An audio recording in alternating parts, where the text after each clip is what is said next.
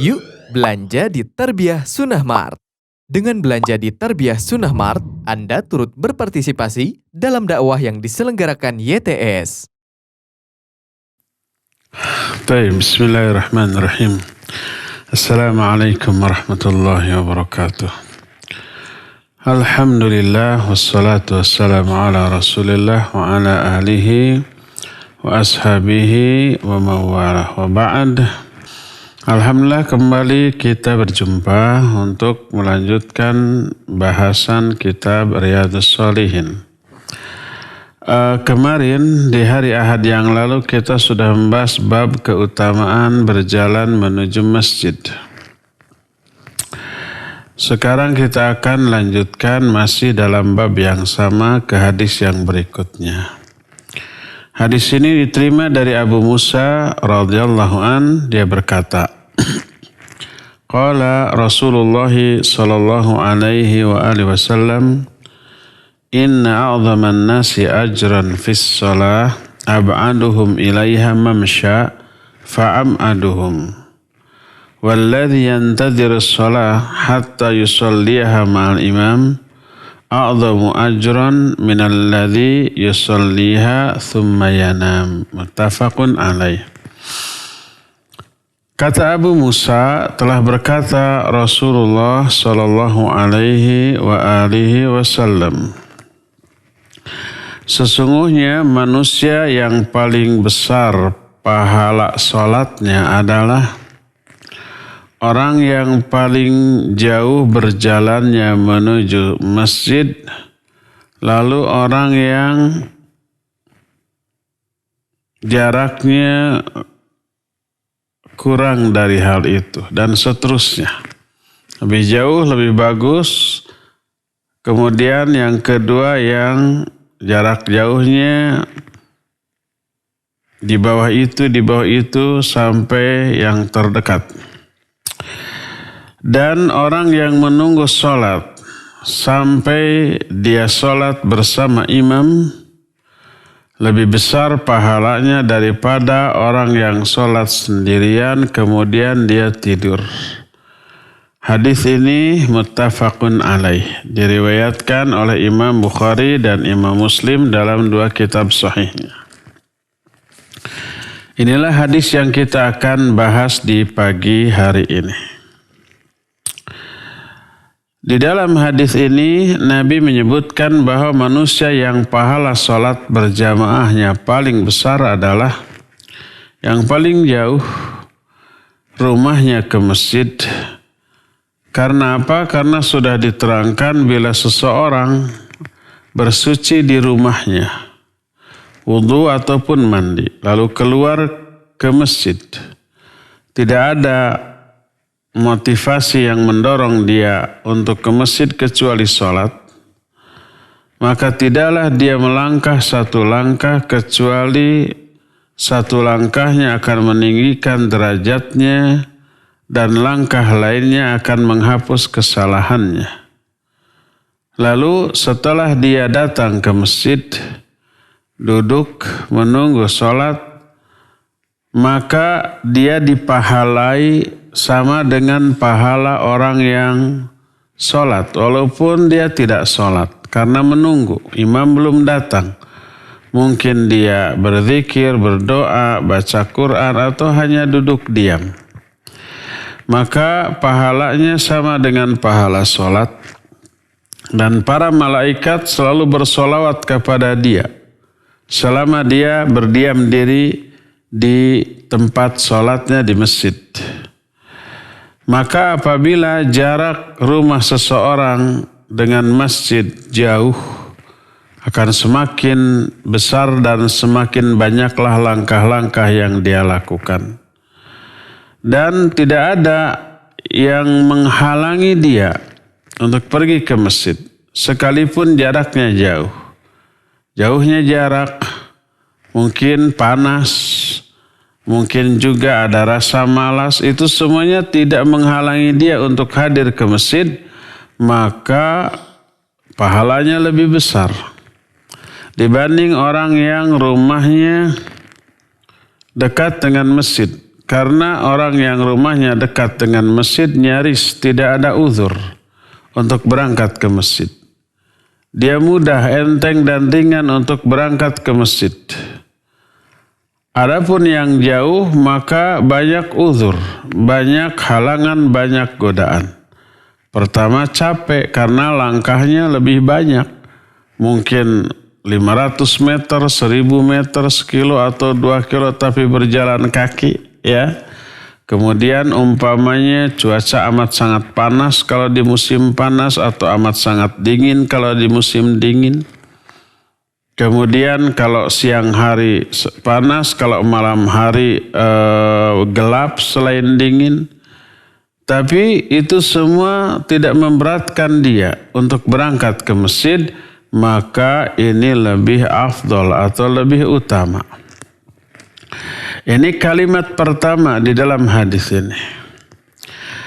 Kalimat keduanya menyatakan orang yang menunggu sholat sampai bersama imam, orang yang duduk di masjid menunggu sholat sampai imam keluar, itu lebih utama daripada orang yang sholat sendirian di masjid kemudian setelah itu pulang dan tidur. Maknanya adalah ini berkaitan dengan sholat isya.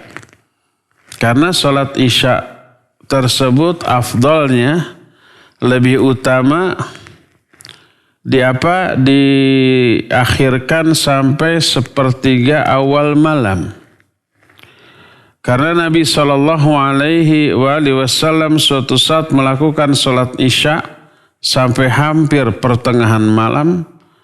Lalu beliau baru datang ke masjid dan kemudian mengajak para sahabatnya untuk memulai sholatnya, sholat isya. Lalu mengatakan innahu lawaqtuha laula an asyqa ala ummati. Sesungguhnya jam seginilah waktu yang paling utama untuk sholat isya. Seandainya aku tidak khawatir akan memberatkan umatku. Jadi 1/3 akhir malam itu kira-kira jam 10 atau jam 11 malam.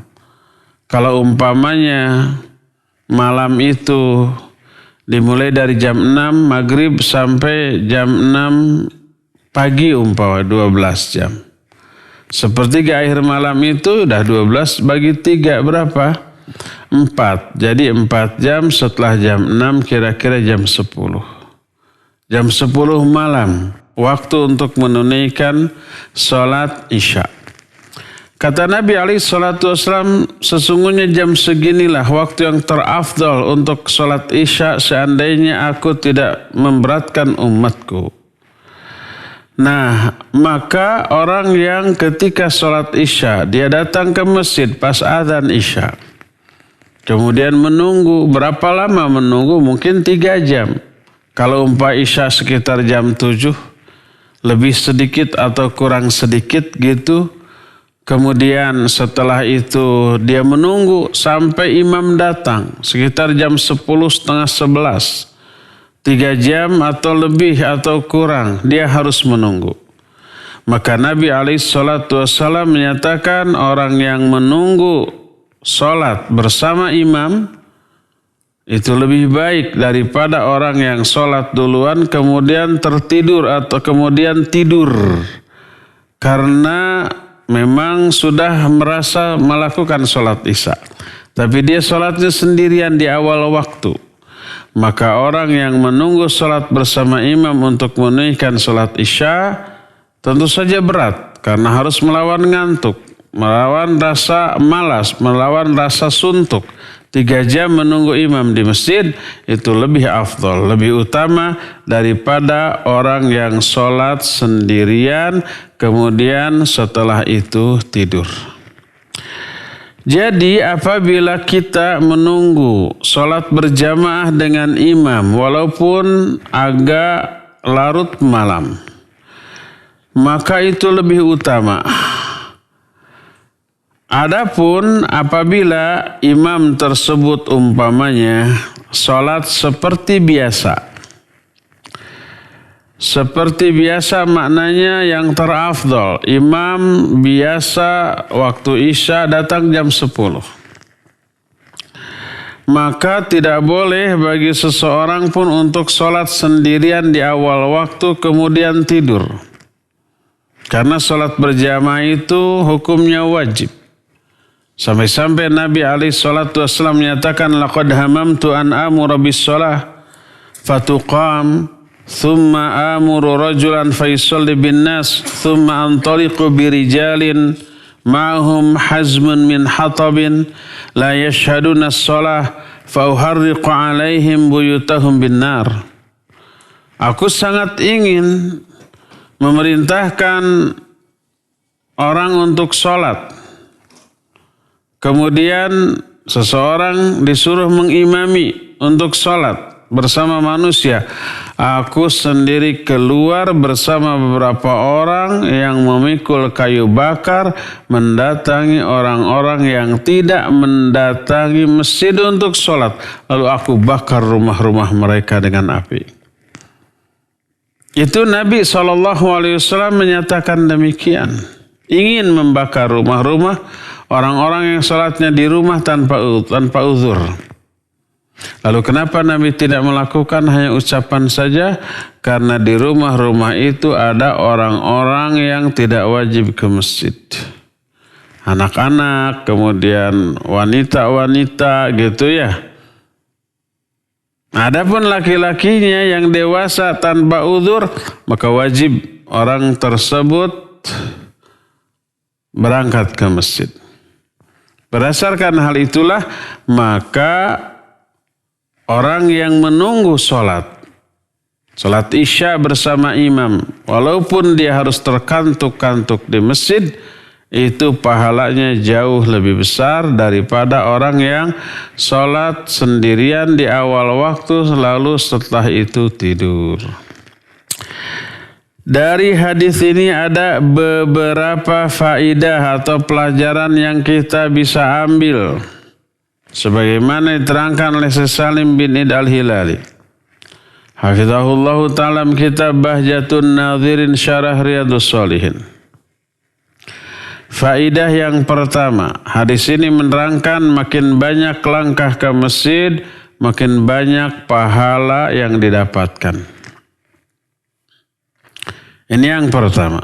Kedua, makin jauh rumah seseorang dari masjid, berarti makin banyak langkah, makin berat ujiannya, cobaannya, dan ini yang membuat pahala lebih besar dan dosa yang dihapus juga lebih banyak.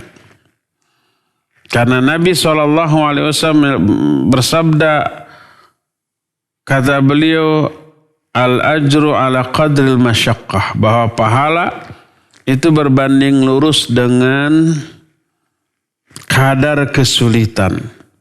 Makin sulit, makin berat ibadah yang dilakukan seseorang, itu makin besar pahalanya dan makin besar juga dosa yang terhapus karena kebaikan yang berat tadi. Jadi seperti yang sering saya kemukakan, bahwa amal soleh, ibadah, kebaikan apapun bentuknya tidak sekedar meraih pahala. Selain meraih pahala juga menghapus dosa, juga meningkatkan kadar kemuliaan orang itu baik di mata Allah ataupun di mata sesama manusia. Makin berat satu amal ibadah, makin besar pahala, makin banyak dosa yang terhapus, dan makin tinggi derajatnya di mata Allah Subhanahu wa ta'ala. Inilah faidah yang kedua dari hadis ini. Faidah ketiga, hendaklah orang-orang yang jauh rumahnya, jaraknya dari masjid, lebih bersemangat untuk berangkat ke masjid karena keutamaannya lebih besar, pahalanya lebih besar, dosa yang terhapus lebih besar, kadar kemuliaan yang mengangkat dia itu juga lebih tinggi dibanding orang-orang yang rumahnya dekat ke masjid. Orang yang rumahnya dekat ke masjid lebih semangat datang ke masjid karena apa? Karena jaraknya dekat, tidak capek, tidak banyak langkah. Tapi di balik itu pahalanya sedikit di bawah orang-orang yang jauh rumahnya. Karena langkah-langkahnya lebih sedikit. Otomatis pahala yang dihasilkan dari langkah tersebut lebih sedikit dan dosa yang terhapus karena langkah tersebut juga lebih sedikit.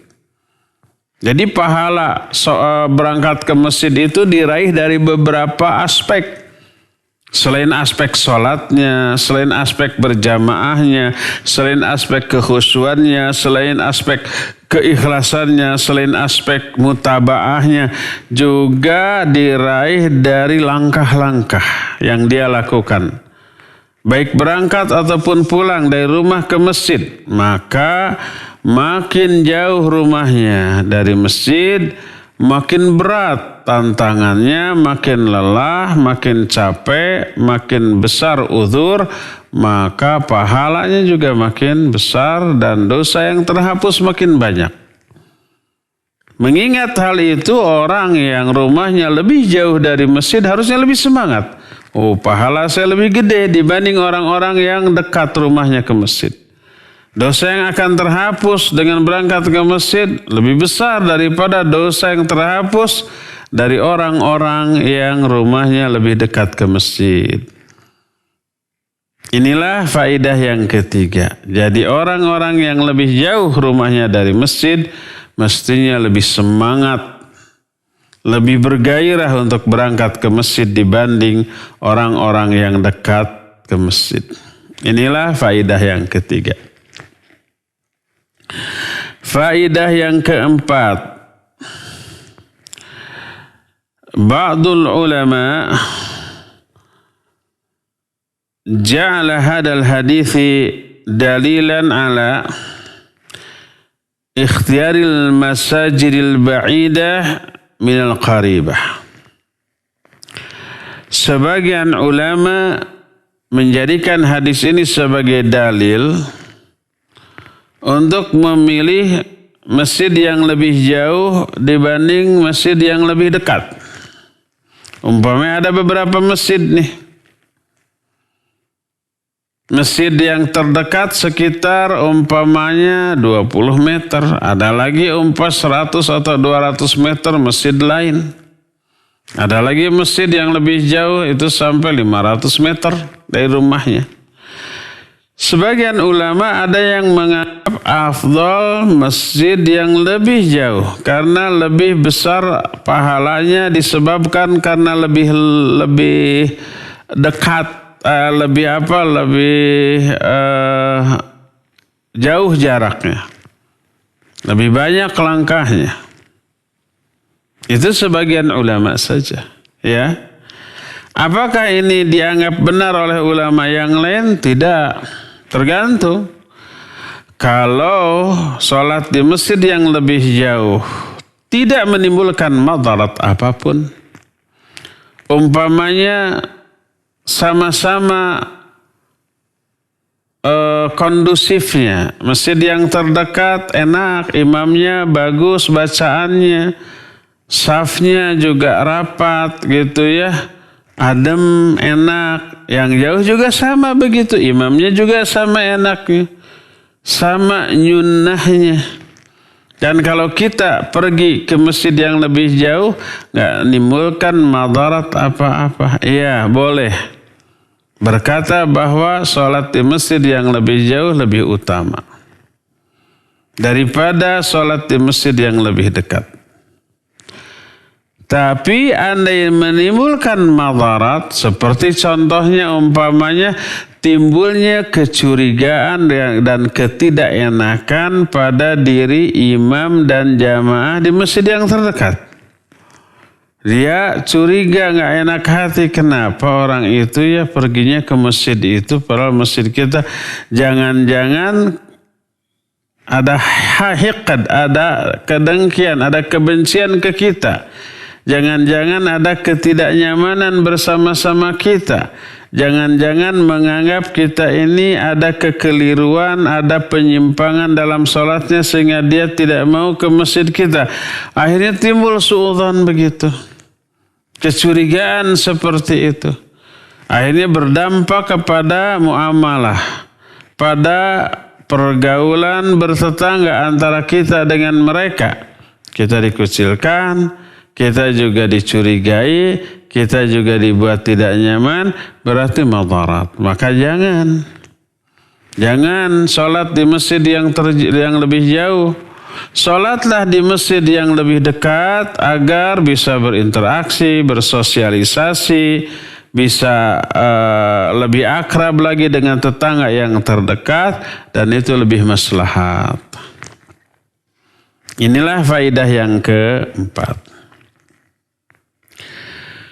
Kelima, hadzal hadis yadullu ala afdaliyatul intizar lis-shalah. Hadis ini menunjukkan keutamaan menunggu salat. Di masjid tentu saja, bukan di rumah. Menunggu salat di masjid, begitu datang ke masjid, pertama umpamanya salat tahiyatul masjid. Kalau datangnya sebelum azan lebih bagus. Nanti setelah azan melakukan salat qabla bagi salat fardu yang ada qablanya. Ya. Setelah itu baca Al-Quran atau berdoa atau berzikir atau bahkan diam. Asal jangan melakukan hal yang haram, yang terlarang di dalam masjid. Dalam masjid, di luar masjid sama terlarangnya. Tapi lebih besar dosanya bila dilakukan dalam masjid. Nah, lalu dia menunggu. Maka ini utama. Apa sih keutamanya? Sudah diterangkan tadi. Pertama, pahala yang Allah berikan selama kita menunggu sebesar pahala sholat. Walaupun kita tidak sedang sholat. Keduanya, para malaikat bersolawat kepada orang itu. Bersolawat maknanya memintakan ampunan dan rahmat. Selama orang itu duduk di masjid untuk menunggu sholat, selama itu malaikat mendoakan Allahumma gfirlahu, Allahumma arhamhu. Ya Allah, ampuni orang ini. Ya Allah, rahmati orang ini. Dan malaikat yang demikian jumlahnya tak terhitung. Saking banyaknya. Dan dikabul oleh Allah. Sehingga sadar tidak sadar, terasa ataupun tidak terasa, dosa orang itu selama menunggu sholat dihapus, digugurkan, diampuni oleh Allah Subhanahu wa ta'ala. Maka salah satu di antara keutamaan menunggu sholat adalah menggugurkan dosa, mengundang turunnya rahmat dari Allah Subhanahu wa ta'ala, dan mengundang pahala yang besar sama dengan pahala sholat. Padahal dia tidak sholat, cuma menunggu sholat. Inilah keutamaan dari menunggu waktu sholat. Inilah faidah yang kelima. Keenam. Hadzal hadis yatakallamu an salatil isya. Wa hadza yadullu ala jawazi ta'khiri salatil isya. Hadis ini berbicara tentang waktu salat isya. Nabi SAW menyatakan alladzi yantadhiru shalah ma'al imam alladzi yantadi shalah hatta yusalliha ma'al imam. Orang yang menunggu waktu salat sampai dia salat bersama imam. Afdalu minalladzi yusalli thumma yanam. Lebih utama daripada orang yang salat sendirian lalu tidur. Walaupun sah, karena sudah datang waktu salat isya. Tapi dia enggak mau menunggu berjamaah dengan imam. Gak kuat, akhirnya dia sholat sendirian, setelah itu tidur. Maka sah sholatnya.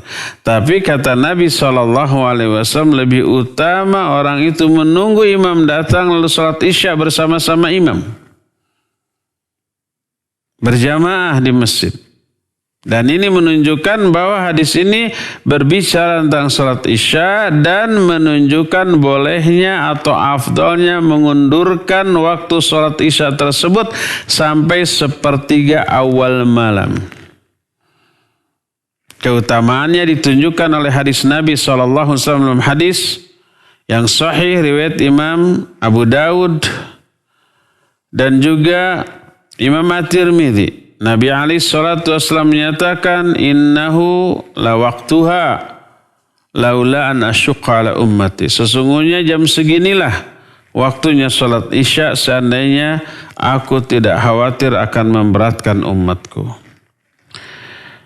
Jadi ini berbicara tentang salat Isya dan lebih utama diakhirkan sampai sepertiga awal malam.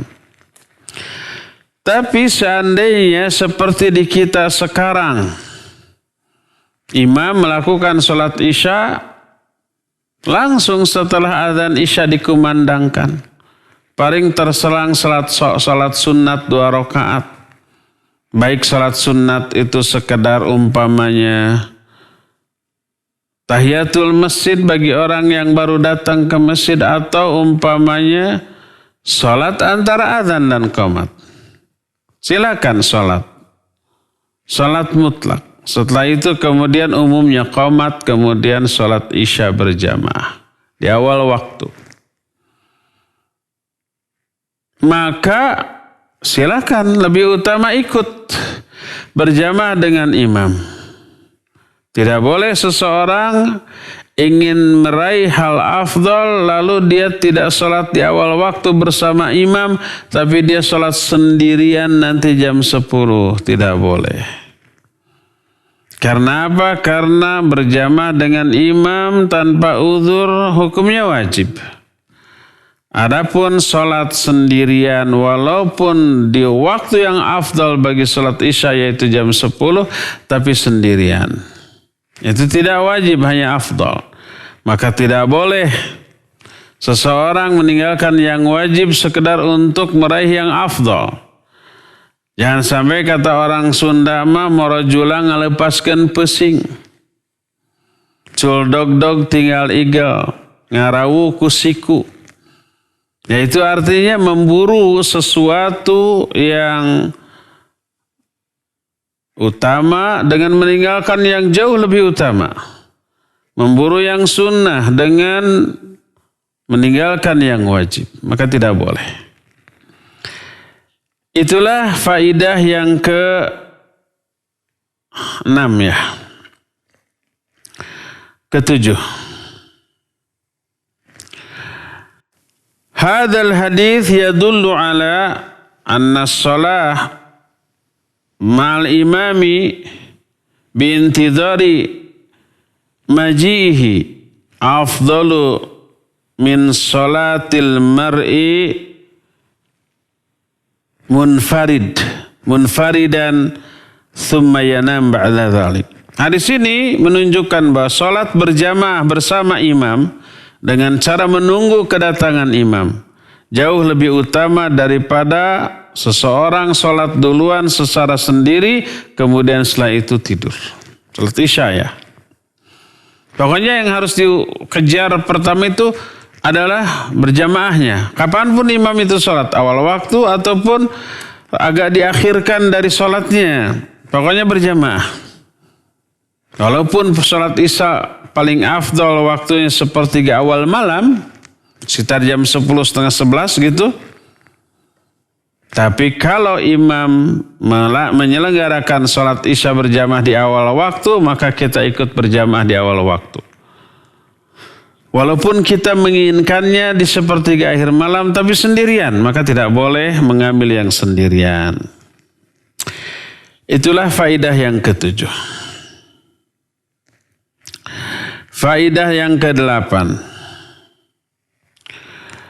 Seorang imam haruslah orang yang paling faqih dan faham tentang kitabullah. Dan dia yang lebih harus didahulukan untuk menjadi imam daripada yang lainnya di dalam salat.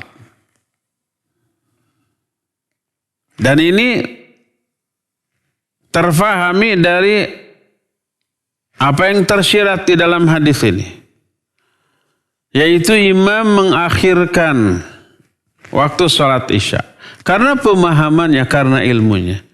Dia mengetahui bahwa yang paling afdal untuk menunaikan sholat isya itu sepertiga awal malam.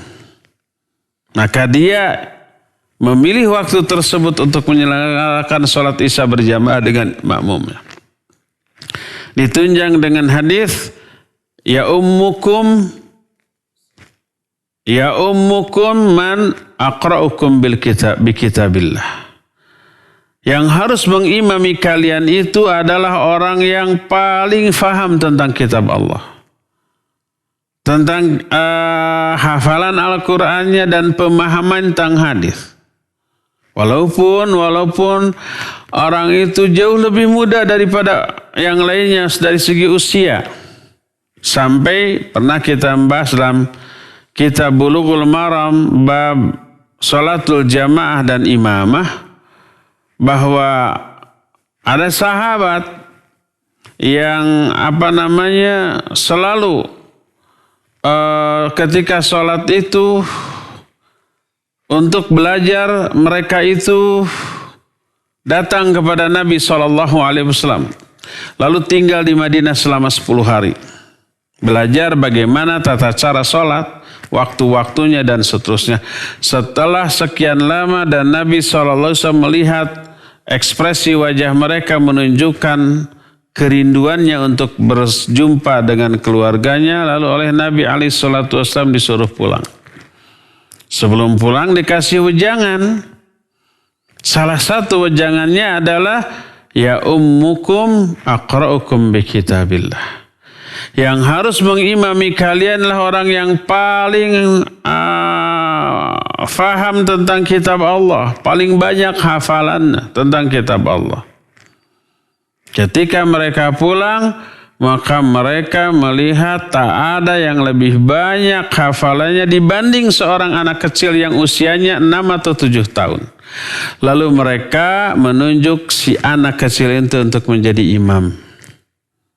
Walaupun paling kecil, tapi dia paling banyak hafalannya.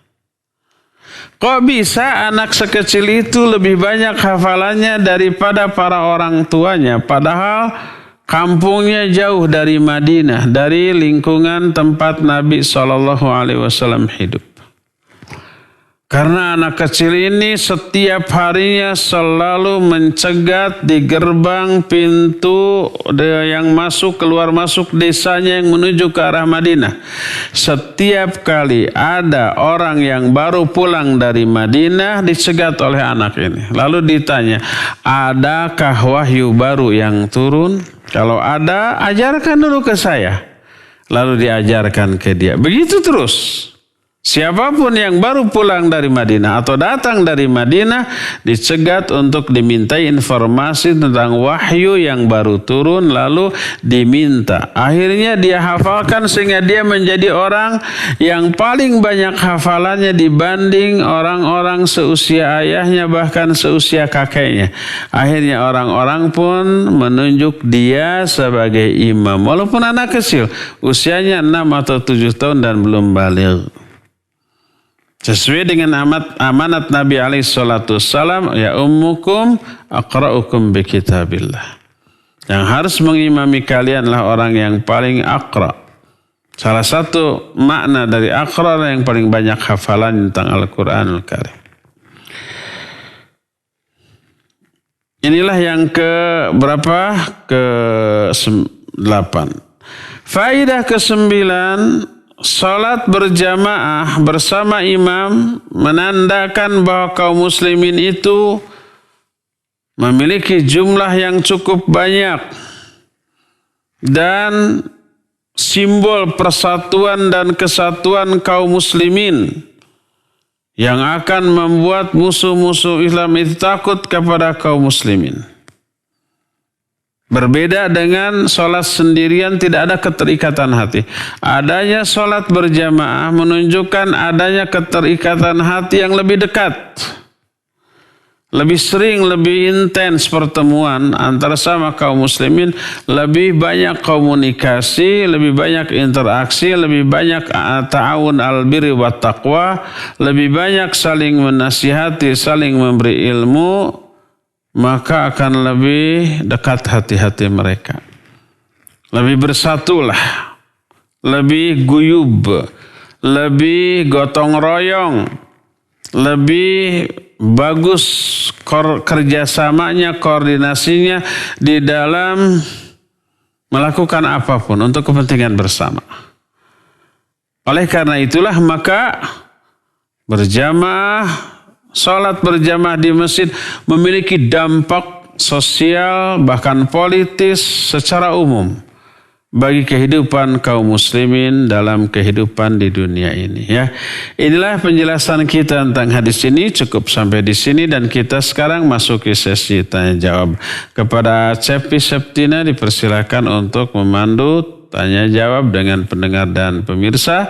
Wassallallahu ala nabiyina Muhammadin wa ala alihi wasallam. Mangga. Syukran Ustaz atas pemaparan materi yang disampaikan. Ikhwati man azani Allah wa iyyakum.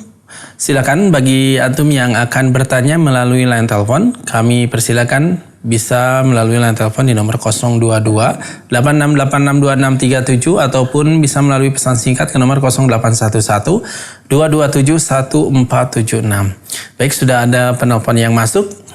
Ya, silakan. Assalamualaikum warahmatullahi Waalaikumsalam warahmatullahi wabarakatuh. Dengan Bapak siapa di mana? Saya Tasli dari Sukahaji. Ya. Barakallahu fiik Ustaz. Barakallah. Kalau ini berkaitan dengan COVID-19 Ustaz.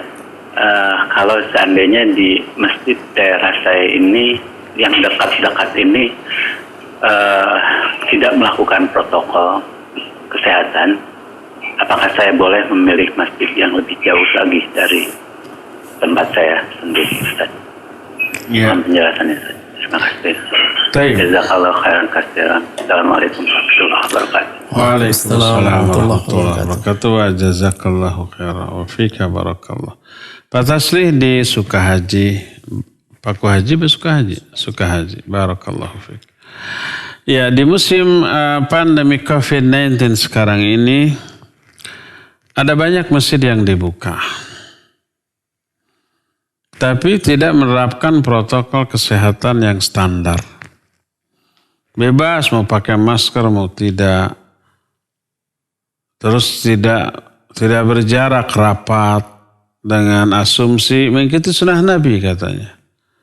Ya betul, rapat itu wajib kalau tidak ada uzur dalam kondisi normal. Maka ketika ada uzur seperti resiko terpapar pandemi COVID-19 ini, ya dibutuhkan ijtihad para ulama. Dan para ulama telah berijtihad tentang bolehnya menjaga jarak di soft salat, menjadi renggang. Jadi yang menjadi uzur itu bukan salat yang menjadi yang gugur itu bukan kewajiban salat berjamaahnya. Tapi rapatnya itu. Karena ada uzur, ya. Tetaplah salat berjamaah tetapi terapkan standar protokoler kesehatan yang ketat. Wajib setiap jamaah pakai masker, kalau tidak jangan. Karena masker itu bukan hanya untuk melindungi diri sendiri, tapi juga melindungi orang lain. Kalau kita ada virus yang dihembuskan oleh nafas kita, mulut atau hidung kita tersaring dengan masker yang kita pakai, orang lain tidak akan terpapar. Dan sebaliknya kalau ada orang lain yang menghembuskan virus, maka terfilter 2 kali. Filter pertama masker yang dia pakai, filter kedua masker yang kita pakai. Maka yang nggak pakai masker jangan. Siapkan hand sanitizer.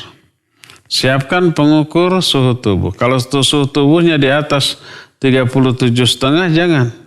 Mohon maaf, jangan sholat berjamaah di sini. Sholat di rumah, jangan kemana-mana. Isolasi diri sampai sembuh.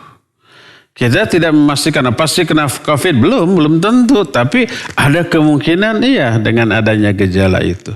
Mungkin hanya demam biasa mungkin. Tapi kan tibatan daripadanya lebih baik meningkat. Akhirnya dilarang.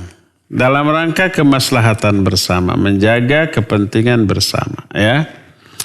Nah, sekarang masjid di dekat rumah kita tidak seketat itu, sehingga khawatir menjadi tempat penyebaran virus yang sangat efektif. Dan kita takut. Tapi di masjid yang agak jauh, tapi masih daerah kita, mungkin beda RT atau mungkin beda RW, tapi masih pada kenal, itu ketat sekali. Orang-orangnya disiplin.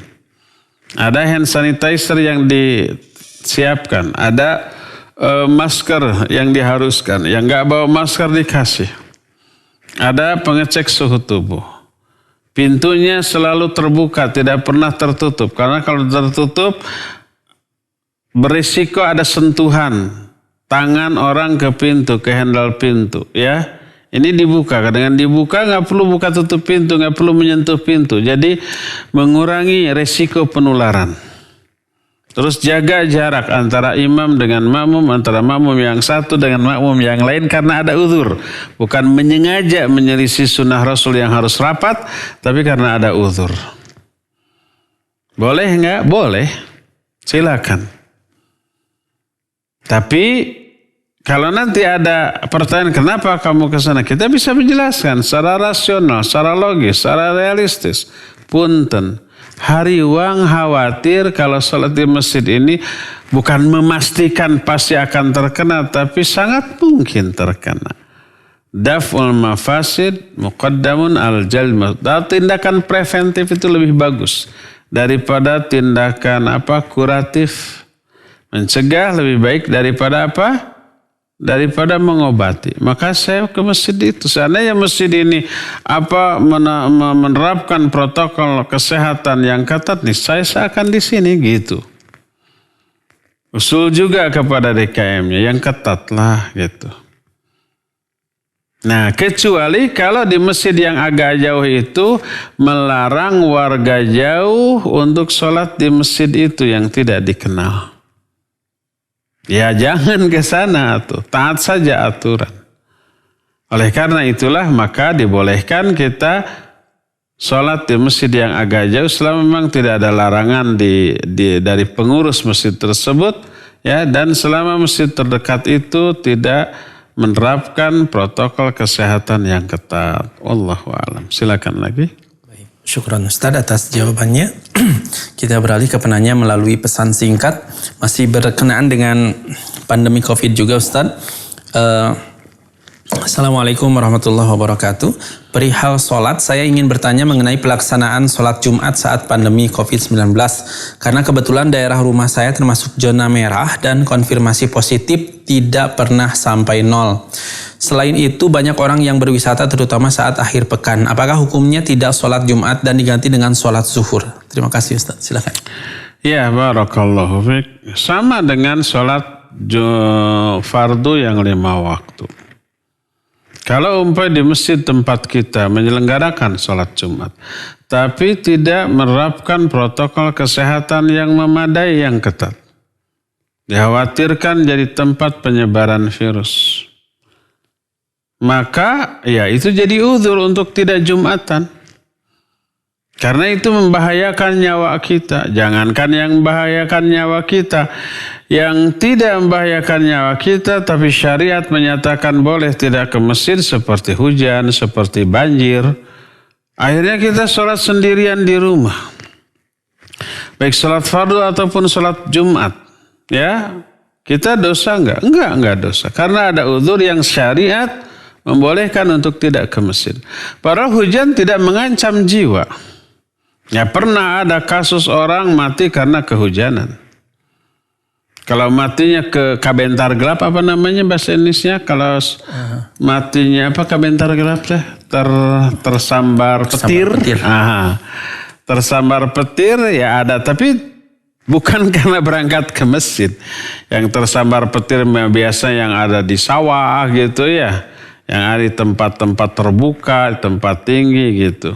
Nah, jadi hujan tidak mengancam nyawa. Itu pun boleh. Tidak berangkat ke masjid baik untuk Jumatan ataupun untuk sholat fardu. Dan tidak berdosa. Jangan pakai perasaan. Rasanya gimana ya orang-orang sholat Jumat gitu. Kita enggak, itu mah perasaan. Jadi ketika Jumatan orang-orang tuh menenteng sajadah, memakai kopiah, memakai baju koko, memakai sarung, terus ngabring ya, pak iring-iring, ngalet, ngabandalet. Artinya apa itu teh? Pergi beriringan ke masjid. Kita di rumah sendirian ngelihat. Kita mah enggak ke masjid Jumatan itu karena ada COVID-19 yang berbahaya dan di masjidnya tidak ketat. Jadi merasa sepertinya saya seperti preman yang melihat menatap para ahli ibadah yang pergi ke masjid gitu kan. Ada tuh Ikhwan yang curhat kayak begitu tuh. Dia pakai perasaan. Bukan pakai syariat. Ingat agama bukan akal, bukan perasaan. Agama adalah wahyu. Al-Quran dan As-Sunnah yang difahami oleh ahlinya, oleh para ulama mujtahidin. Para ulama mujtahidin menyatakan boleh sholat di rumah kalau ada uzur. Salah satu uzurnya hujan. Padahal hujan tidak mengancam nyawa. Banjir, walaupun banjirnya hanya sememuncangan. Apa memuncangan teh? Kekemirian-kemirian. Ke apa? Kaki. Oh, semata kaki ya. Di rumah aja sholat, tidak berdosa, apalagi yang mengancam nyawa. Wajib kita menghindari. Nabi alaihi salatu wasallam menyatakan firra minal mazdum firaraka minal asad. Lari menghindar kamu, menjauh kamu dari wabah sebagaimana kamu menghindari singa, seekor singa. Singa mengancam nyawa. Cuma singa mah paling mengancam nyawa 1-2 orang. Nggak akan puluhan orang dimakan, enggak. Diterkam 1 udah cukup. Kalau virus bisa ratusan orang, ribuan orang. Dalam satu waktu di satu tempat kena. Kalau singa bisa dilawan. Bisa dibunuh, tembak saja ya.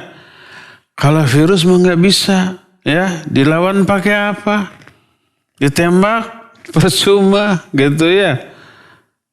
Jadi lebih beresiko daripada seekor singa. Kalau ada singa saja kita wajib lari menjauh. Apalagi virus. Ya, berdasarkan hal itulah jelas perintah Nabi alaihi salatu wassalam, jelas juga firman Allah. Allah menyatakan wala tulqu biaidikum ila tahlukah. Jangan kamu jerumuskan diri kamu ke dalam kebinasaan. Firra minal mazdum firaraka minal asad. Jauhi oleh kalian wabah sebagaimana kalian menjauhi seekor singa, ya. Maka kita tidak pergi ke masjid karena kandungan nas Al-Quran dan hadis. Dosa enggak? Ya enggak. Ingat jangan pakai perasaan, akal atau logika ya. Lihat orang-orang mah saking gede tawakalnya, gak takut sama virus ke masjid. Itu tawakal yang salah kaprah. Tawakal itu wajib dibarengi dengan apa? Ikhtiar, dengan perjuangan. Setelah ikhtiar maksimal baru tawakal. Kalau kita sudah ikhtiar maksimal, tidak keluar rumah ya kalau nggak perlu. Begitu ada kepentingan mendesak kita keluar rumah untuk beli makanan, dan makan mah harus atuh ya.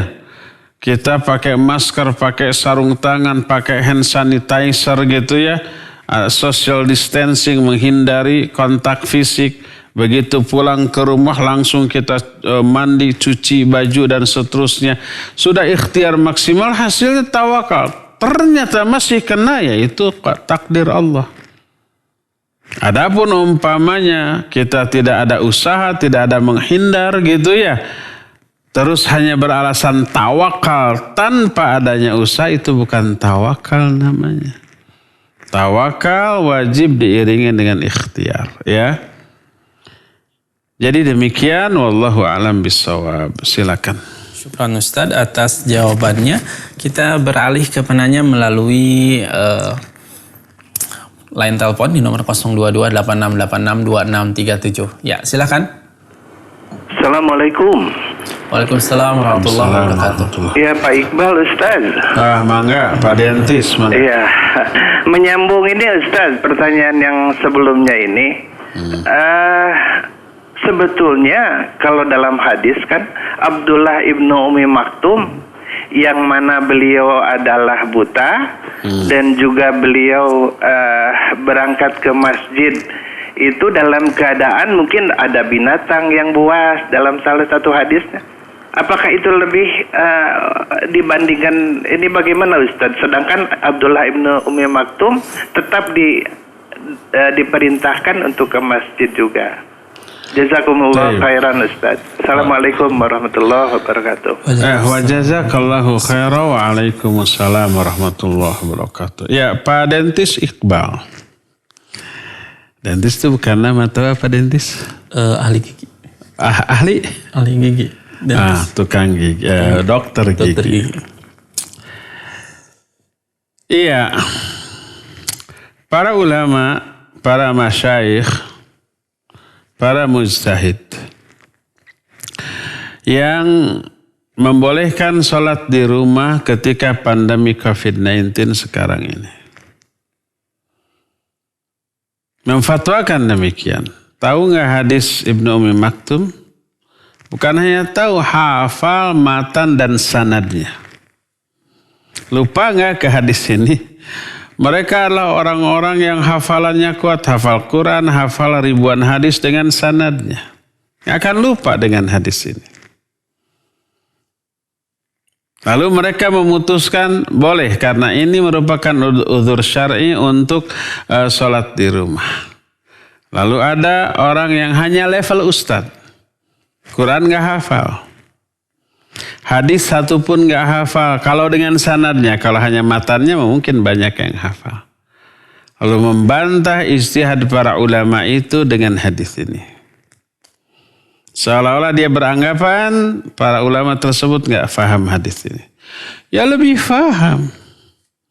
Sehingga memutuskan, membolehkan sholat di rumah sebagai sholatnya orang yang ada uzur karena pandemi COVID-19 ini. Dalilnya jelas ya ayat ya hadis. Dan ini tidak bertolak belakang dengan Ibnu Umi Maktum. Ya. Ibnu Umi Maktum ada 6 atau 7 uzur. Pertama dia buta. Kedua dia sudah tua. Tulang-tulangnya sudah rapuh. Ketiga jauh dari masjid. Rumahnya ya. Keempatnya tidak ada penuntun, tidak ada qaid. Kelimanya ada banyak batu-batu yang menghalangi atau lubang. Keenamnya ya ada binatang-binatang buas. Ada ular derik di sana namanya. Ular padang pasir itu sangat-sangat berbisa loh. Ada juga anjing-anjing liar di sana. Dan tidak ada yang menuntunnya. Lalu dia minta rukhsah untuk sholat di rumah. Kata Nabi SAW boleh. Falamma walla, ketika dia berpaling untuk pulang, Nabi SAW memanggilnya kembali. Hal tasma'un nida, apakah kamu mendengar seruan azan? Dia menyatakan ya, fa'ajib, kalau begitu penuhi oleh kamu. Orang yang punya 6 atau 7 uzur tadi tidak memiliki rukhsah untuk sholat di rumah. Kenapa sekarang ada COVID-19 ini menjadi uzur? Nah itulah perbedaan sudut pandang daya analisa para mujtahid dengan orang awam. Ya, kalau COVID-19 dipastikan mengancam nyawa, pasti itu. Apa pastinya? Secara medis sudah ada penjelasannya dan realita fakta banyak ribuan orang yang sudah mati. Walaupun tidak pasti, banyak juga yang sembuh, ya banyak. Jadi resikonya nyawa. Adapun kondisi Ibnu Umi Maktum yang salah satunya ada binatang-binatang buas, itu kemungkinannya hanya super kecil saja. Faktanya, realitanya tidak ada satupun kasus seorang sahabat pergi ke masjid mati dipatok ular, mati diterkam serigala di padang pasir. Nggak ada. Itu hanya salah satu analisa seorang ulama saja yang menyatakan salah satu bahaya yang mungkin mengancam Ibnu Ummi Maktum. Tapi tidak pernah ada bukti yang menyatakan ada orang yang pernah mati karena diterkam serigala, binatang buas atau dipatok ular ketika berangkat ke masjid. Maka tidak sama kasusnya dengan COVID-19. Kalau COVID-19 ya secara medis penjelasannya bisa mengancam nyawa, walaupun tidak pasti. Ada yang selamat, ada yang sehat lagi. Tapi yang matinya banyak. Ya, oleh karena itulah maka adanya ancaman binatang buas di zaman Nabi SAW terhadap Ibnu Ummi Maktum tidak bisa disamakan dengan ancaman COVID-19 yang mengancam nyawa. Maka lahirlah fatwa dibolehkannya sholat dalam masjid karena itu menjadi uzur. Ya, demikian Pak Iqbal, wallahu a'lam bissawab. Silakan lagi. Ustaz atas jawabannya. Kita beralih ke penanya melalui pesan singkat dari Abu Hanan di Baros. Telepon dulu. Ada telepon. Baik, silakan. Yang melalui telepon, silakan, sudah masuk. Ya, halo. Halo. Ya, silakan. Assalamualaikum. Waalaikumsalam warahmatullahi wabarakatuh. Mau nanyakan ini. Dengan Bapak siapa Ya, di mana?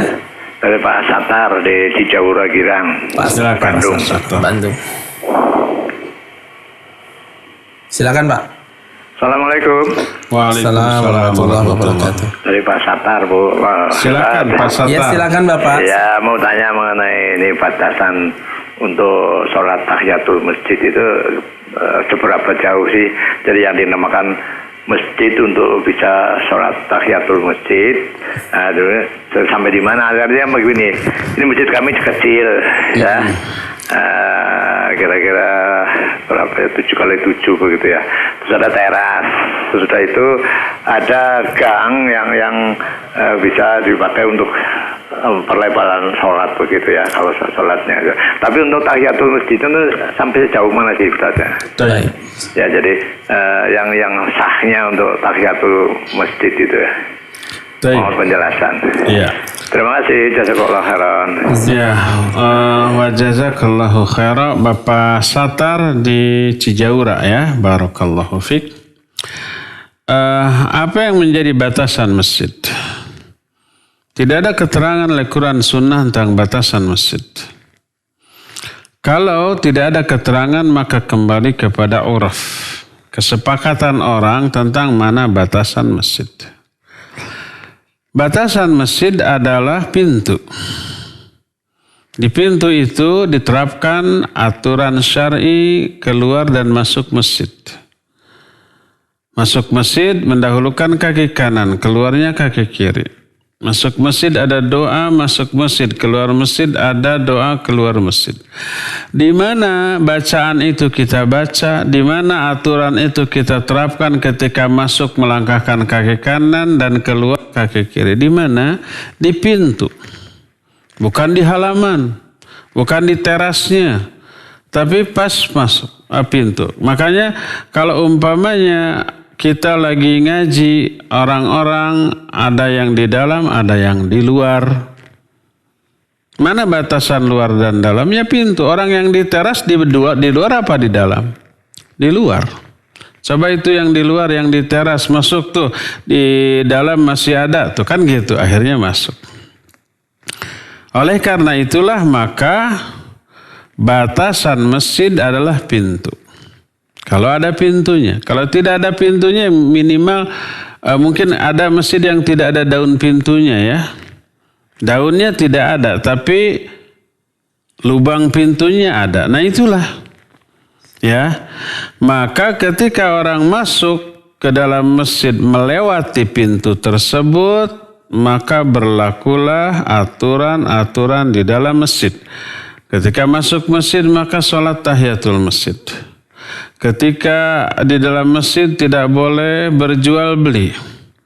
Tidak boleh mencari barang yang hilang. Gitu ya.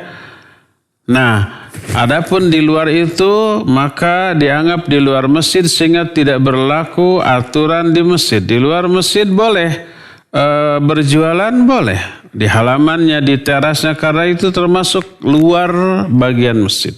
Ya, demikian juga di gang sebelah kiri. Walaupun kadang-kadang kalau Jumatan, kalau tarawih, kalau tabligh akbar atau pengajian karena penuh, banyak orang-orang yang kebagian di teras. Orang yang kebagian di teras kita katakan dia kebagian di dalam masjid apa di luar masjid?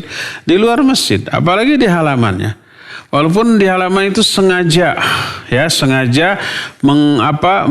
menghamparkan karpet atau memasang tenda agar orang yang sholat di luar itu tidak kepanasan gitu, tidak kotor, sengaja. Tetap itu di luar. Itu yang pertama. Kedua, adapun kalau penuh, baik Jumatan, tabligh akbar, bahkan kadang-kadang sholat berjamaah penuh sampai keluar. Apakah orang yang sholat di luar memperoleh pahala sholat berjamaah? Ya, karena dia berjamaah dengan imam di masjid. Apakah pahala dia itu sama dengan orang yang sholat di dalam masjid atau di luar masjid? Sama pahalanya dengan orang yang di dalam masjid. Kenapa? Karena dia sehari-hari biasa sholat berjamaah di dalam masjid. Adapun saat itu ada uzur tidak bisa masuk masjid karena penuhnya. Padahal dia sudah berusaha setengah jam sebelum sholat Jumat, dia sudah berangkat, ternyata kebagian di luar. Di dalam semua sudah sesak penuh. Nggak bisa maksa-maksain diri. Maka dia tetap dapat pahala sholat di dalam walaupun di luar. Karena apa? Karena ada uzur. Itu sama aja dengan orang yang sholat di rumah, biasanya di masjid, lalu karena ada uzur, baik hujan ataupun sakit, lalu dia sholat di rumah. Walaupun sendirian di rumah, tetap memperoleh pahala sholat berjamaah di masjid karena dia terbiasa sholat berjamaah di masjid. Saat itu di rumah karena ada uzur, ya. Demikian Pak Satar, wallahu alam bissawab. Silakan. Syukran Ustadz atas jawabannya. Kita beralih ke penanya melalui pesan singkat dulu Ustadz. Dari Abdullah di Rancasari Bandung. Bismillah, barakallahu fiik Ustadz. Saat bersafar, ana mendapati bus yang ana tumpangi tidak berhenti hingga terlewat waktu untuk sholat subuh. Ana juga tidak dalam kondisi yang ideal untuk melakukan sholat di atas kendaraan. Ana baru mengerjakan sholat selepas bus berhenti sekitar jam 7 atau jam 8 pagi. Yang ana tanyakan bagaimana seharusnya sikap ana dalam kondisi seperti itu? Apakah sholat yang ana lakukan terhitung sholat subuh? Adakah kafarat untuk orang yang meninggalkan sholat subuh? Mohon nasihatnya Ustaz. Jazakallahu. Iya, boleh nggak sholat subuh jam 7? Ya bukan sholat subuh, sholat subrang itu. Sholat pagi. Karena di waktu pagi. Iya, ketika datang waktu sholat, maka sholatlah kita semampunya sesuai dengan keadaan kita. Kalau mampu sempurna, lakukan sempurna. Berwudu lalu sempurna, ada berdiri, ada ruku, ada sujud, ada duduk sempurna. Kalau tidak mampu karena kondisi, maka lakukan semampunya. Kalau tidak bisa wudu, lakukan dengan tayamum.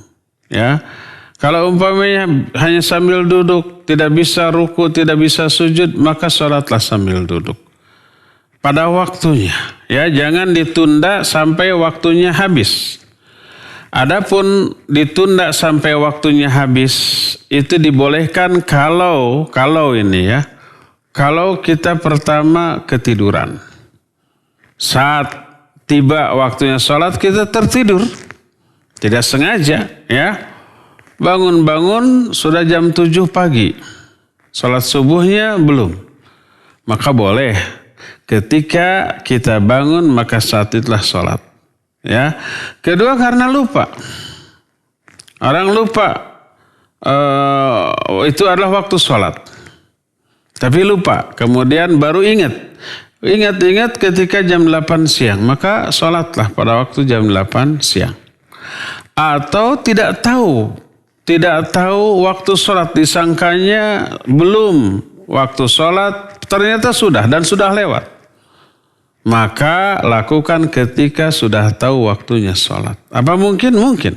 Seperti umpamanya orang yang hidup di negara-negara yang mengalami 4 musim. Pada waktu musim dingin itu antara subuh, tengah hari, maghrib itu nggak ada bedanya. Di Eropa umpamanya pada waktu musim dingin, lampu itu siang-siang tetap nyala. Karena apa? Karena gelap. Sinar matahari tidak sampai. Karena apa? Karena tertutup oleh awan yang gelap sekali. Tidak sampai, ya. Jadi antara siang hari dengan subuh itu nggak ada bedanya. Sehingga orang yang tidak memiliki jam dan tidak tahu jadwal waktu, tidak tahu, hanya melihat cuaca kapan waktu zuhur. Disangkanya belum, ini masih pagi, padahal sudah asar gitu ya. Ketika diberitahu ini sudah waktunya asar loh, sudah lewat asar juga. Kita belum sholat zuhur. Maka sholatlah zuhur saat itu, ya. Adapun orang yang tahu waktu bahwa itu sudah masuk waktunya, tidak tertidur, tidak lupa, ya, maka sholatlah pada waktunya sesuai dengan kemampuan yang disesuaikan dengan keadaan saat itu. Seperti orang di kereta, orang di bus, sudah datang waktu subuh. Dan kita tahu bahwa bus ini tidak akan berhenti ketika subuh ini masih ada waktu. Enggak. Nanti istirahatnya jam 7 atau jam 8. Kita sudah tahu jadwal bis malam itu sudah tahu. Ya. Kita ada di bus sambil duduk. Maka silakan bertayamum di dalam bus. Ya, kalau tidak ada air, kalau dalam bus itu tidak ada WC. Biasanya kalau bus eksekutif ada WC, kita bisa berwudu, maka berwudu. Kalau tidak bisa berwudu, ya sudah tayamum saja. Kemudian sholatlah subuh pada waktunya dengan tayamum dalam keadaan duduk, walaupun tidak dalam keadaan menghadap kiblat. Karena kita tidak tahu arah kiblat saat itu. Bis itu entah sedang menghadap ke arah mana, utara, selatan, barat, timur, nggak tahu. Kan karena belok-belok begitu, ya. Maka lakukan semampunya. Dalam keadaan waktu sholat subuh masih ada, ya. Tidak boleh kita menunggu nanti saja pada waktu istirahat kita sholat subuh walaupun jam 8 siang. Maka tidak boleh karena sudah lewat waktunya. Jadi pada prinsipnya lakukan sholat pada waktunya di saat waktu sholat itu sudah datang dan semampunya sesuai dengan keadaan kita saat itu. Bisa sempurna dengan berwudu, alhamdulillah. Tidak bisa berwudu dengan tayamum lah, ya. Tidak bisa ruku dan sujud, ya hanya sambil duduk nggak masalah, ya. Semampunya, la yukallifullahu nafsan illa wus'aha, wallahu alam. Silakan lagi. Baik, syukran Ustadz atas jawabannya. Kita beralih ke penanya selanjutnya melalui line telepon di nomor 022-8686-2637. Ya, silakan. Halo. Assalamualaikum. Waalaikumsalam. Assalamualaikum warahmatullahi wabarakatuh. Saya hamba Allah Jumani. Silakan. Maaf, mau nanya. Begini Pak Ustadz, itu kan kakak saya itu punya kulkas rusak. Terus saya manggilin tukang servis. Setelah selesai, tukang servis itu ngasih sama saya, ngasih tip gitu. Itu bagaimana, halal nggak buat saya? Demikian pertanyaannya. Jazakumullah khairan. Assalamualaikum warahmatullahi wabarakatuh. Waalaikumsalam. Ya, wa jazakallahu khairan. Waalaikumsalam warahmatullahi wabarakatuh. Kulkas kakaknya rusak. Terus kakaknya minta bantuan dicarikan tukang servis. Lalu tukang servis tersebut datang. Dan karena tukang servis itu merasa kehutangan jasa, ya, dapat order. Biasanya nganggur nih. Nganggur, nggak ada kerjaan. Sekarang alhamdulillah ada kerjaan. Akhirnya dia berterima kasih dengan cara memberikan sedikit tip. Boleh tidak? Boleh, itu mah hadiah saja, ya. Hadiah atas jasa dia dibolehkan. Tidak masalah. Terima saja, insya Allah halal, ya. Wallahu a'lam. Silakan. Kita beralih ke penanya melalui pesan singkat. Ustadz, dari hamba Allah, barakallahu fiik Ustadz, apakah berlaku juga untuk akhwat yang sholat sendiri di rumah bila mengakhirkan sholat isya di sepertiga awal malam itu lebih afdol Ustadz? Silakan. Iya, berlaku untuk wanita ya, bahwa wanita pun lebih afdol di sepertiga awal malam. Dengan catatan, jangan tidur sebelumnya.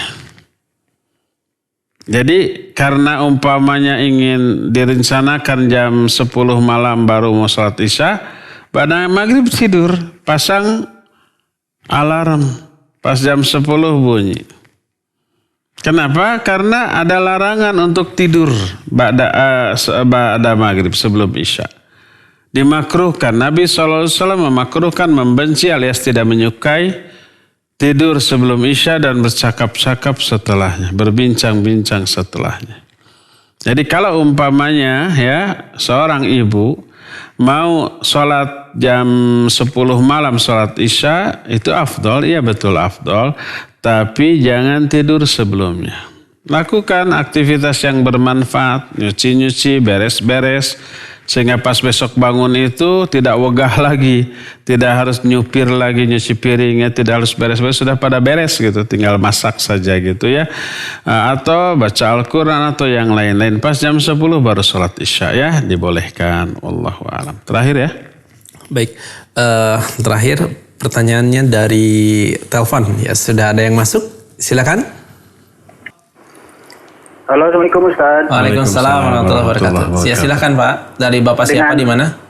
Dengan Ijal Pajajaran. Pak Ijal di Pajajaran. Ya. Begini Ustaz, masjid di kompleks saya itu, ustadznya itu, imamnya itu belum sunnah kan. Nah terus bacaannya juga kurang fasih Ustaz, antara tajwid dan makhraj hurufnya. Sempat saya nasihati berdua gitu, ngobrol berdua. Tapi saat saya nasihati untuk mengkoreksi bacaannya yang tadi saat sholat, itu reaksinya kurang berkenan kepada saya gitu. Dia itu sudah dipanggil ustaz lah gitu Ustaz. Suka ngajar-ngajar anak-anak di masjidnya gitu. Dan dia itu ditunjuk gitu, sudah ditunjuk. Imam yang ditunjuk gitu Ustaz. Bagaimana sikap saya Ustaz dalam hal ini? Terima kasih Ustaz. Jazakallahu khair. Ya, wa jazakallahu khair. Ya Pak. Waalaikumsalam. Assalamualaikum warahmatullahi wabarakatuh. Ya, ini pertanyaan terakhir. Pak Izal di Pajajaran, barakallahu fiik. Imamnya nggak benar tajwid makhrajnya, tapi dia ngaji anak-anak. Itu anak-anaknya kan rusak itu. Rusak ngajinya ya maksudnya. Ya. Dan yang sudah belajar dengan cara belajar yang salah tajwidnya, makhrajnya, nanti dia lancar bacaannya tapi salah-salah. Yang seperti itu lebih sulit untuk diperbaiki daripada yang blank, yang nol sama sekali ya. Jadi bagusnya semasa anak-anak itu suruh belajar ke orang yang benar tajwid makhrajnya. Jangan asal bisa ngaji. Kalau asal bisa ngaji sudah lancar tapi salah-salah, lebih sulit untuk dikoreksi ya. Bukan secara mental saja tapi memang secara oral juga susah. Sudah kebiasaan begitu ya. Nah, imam itu ditunjuk dan imam itu sudah ditegur berdua, tapi mungkin karena arogansi keustadannya dia tidak nerima, tersinggung gitu ya. Itu salah satu bentuk ketakaburan. Takabur itu batrul haq wa ghamtun nas. Menolak kebenaran dan melecehkan manusia. Dia dinasihati, menolak nasihat itu. Dikoreksi, menolak koreksian itu, bahkan tersinggung dengan hal itu. Ya, itu takabur. Semoga Allah Azza wa Jalla memberikan hidayah kepada imam tadi ya. Apa yang harus dilakukan? Pertama, tetaplah sholat dengan diimami oleh orang itu selama kesalahannya itu tidak membatalkan sholatnya. Ya, tajwidnya, makhrajnya salah, tidak merubah makna, tidak membatalkan sholatnya, tetaplah sholatnya itu sah untuk dirinya, sah juga keimamannya. Adapun kesalahan imam ya dosa atas imam, ya. A'immatukum yusalluna alaikum fa idza asabu falakum walahum wa idza akhtau wa falakum wa alaihim. Imam itu memimpin sholat-sholat kalian. Bila mereka benar, pahala bagi mereka, pahala bagi kalian. Bila mereka salah, maka dosa atas mereka, pahala bagi kalian. Imam menanggung dosa yang dilakukan oleh dirinya sendiri. Ya. Kalau bisa diadakan lagi forum musyawarah di antara para jamaah, yuk kita adakan pergantian imam. Presiden aja 5 tahun sekali gitu, gubernur, wali kota, termasuk bupati, termasuk kades. Kades sekarang 5 kali atau 5 tahun apa 60 tahun? 6 tahun kalau nggak salah ya. Kalau camat mah enggak, menteri enggak. Menteri mah bisa aja baru sebulan, 2 bulan, setahun, 2 tahun di reshuffle kan mungkin ya. Camat dan lurah juga ditunjuk. Tapi yang mengalami pemilu ini ya 5 tahun sekali, ada yang 6 tahun sekali. Nah sekarang imam masjid gimana? Ya kalau ada yang lebih baik yang datang ya udah adakan musyawarah yuk ganti ya. Dengan bacaannya lebih baik dan lebih berilmu. Walaupun anaknya, walaupun usia jauh lebih muda. Bahkan belum balik sekalipun tapi dia sudah hafidh Quran, jadikan dia sebagai imam. Ada gitu anak kecil tapi sudah hafidh, sedangkan yang kakek-kakek hanya kulhu aja. Banyak yang seperti itu ya. Bagusnya adakan lagi musyawarah untuk menunjuk imam baru yang lebih baik.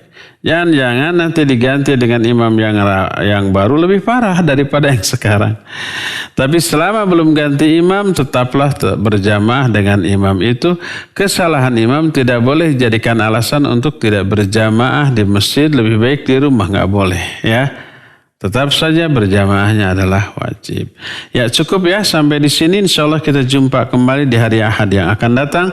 Subhanakallahumma bihamdik asyhadu an la ilaha illa anta astaghfiruka wa atubu ilaik. Alhamdulillahirabbil alamin. Wassalamualaikum warahmatullahi wabarakatuh.